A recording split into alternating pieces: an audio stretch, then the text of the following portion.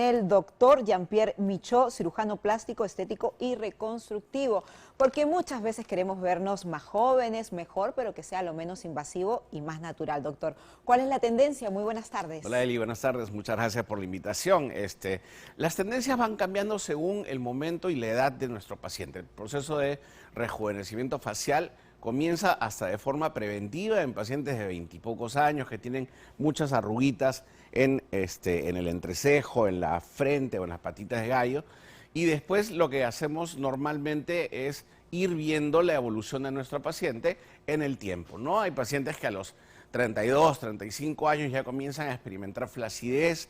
En esos pacientes a veces llegamos incluso a buscar hilos, tensores que nos permitan reposicionar sin hacer grandes incisiones.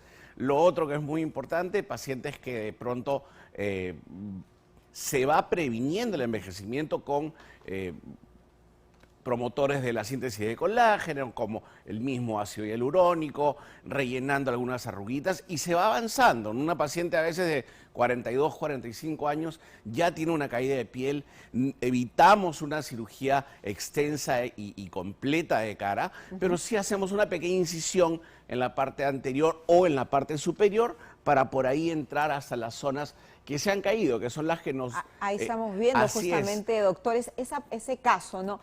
Por ejemplo, yugo, ahí lo ¿no? recomendable es una pequeña cirugía, tal vez, y los tensores. Claro, ¿Cuál ¿no? es la sugerencia? Ya cuando vemos que estamos perdiendo la línea de definición de la mandíbula, es decir, que el tejido se acumula en esta zona, el tejido debajo de la mandíbula cae, la papada, el pómulo cae, no solo estamos hablando de piel, ahí estamos hablando de piel y del tejido muscular que está en la parte debajo de la piel. Entonces, en esos casos ya cuando el tema es más notorio, cuando ya nuestra paciente tiene más flacidez de piel, lo que hacemos es un trabajo de piel y de músculo, un trabajo más complejo que necesita más tiempo de recuperación, pero que nos va a dar también, primero, mucho más naturalidad porque no tenemos que jalar la piel de la cara, sino que tenemos que básicamente reposicionar los tejidos musculares para que eso nos permitan dar nuevamente la línea y la definición de los ángulos del rostro, porque en el tiempo lo que va a pasar es que el rostro que inicialmente en una paciente de 25 años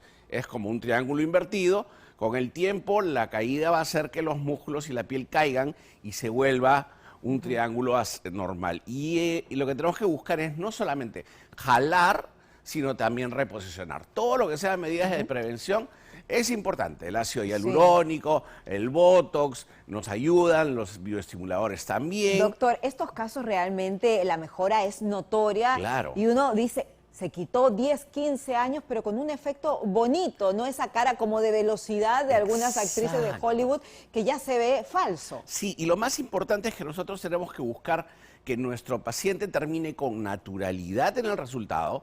La cirugía de rejuvenecimiento facial en general, en cualquiera de sus modalidades, desde las menos invasivas hasta las que necesitan reposición muscular, tenemos que buscar la naturalidad por un lado, ya que no estamos jalando, estamos reposicionando, y por otro lado lo que tenemos que buscar es que esa paciente tenga una duración prolongada del resultado, ¿no? Entonces buscamos naturalidad, no queremos esa paciente que entra a un restaurante y todo el mundo dice, esa paciente se ha operado, no es la idea. Lo que hablábamos como Madonna, tan guapa que era y tiene la cara ahora totalmente irreconocible, muy inflamada, muy hinchada. ¿Qué le pasó a ella, por ejemplo? Exageraciones. Si bien es cierto, nosotros usamos, por ejemplo, la inyección de células grasas para conseguir que se promueva la síntesis de colágeno, pero también es cierto que tenemos que tener un límite en esas infiltraciones, porque si no terminamos con unas caras que más bien se van a ver más anchas y que después del proceso de deshincharse de esos pacientes no van a quedar bien, ¿no? Entonces, siempre hay que tener mucho cuidado con eso y mucho cuidado con el tema de ¿quiénes realizan quién hace esta cirugía, ¿no?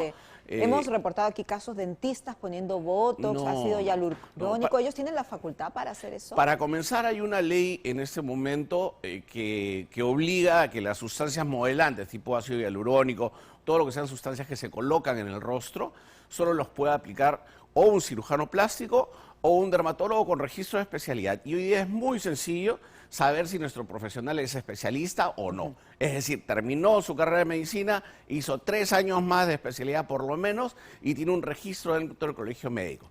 entran a la página web del Colegio Médico del Perú, buscan Con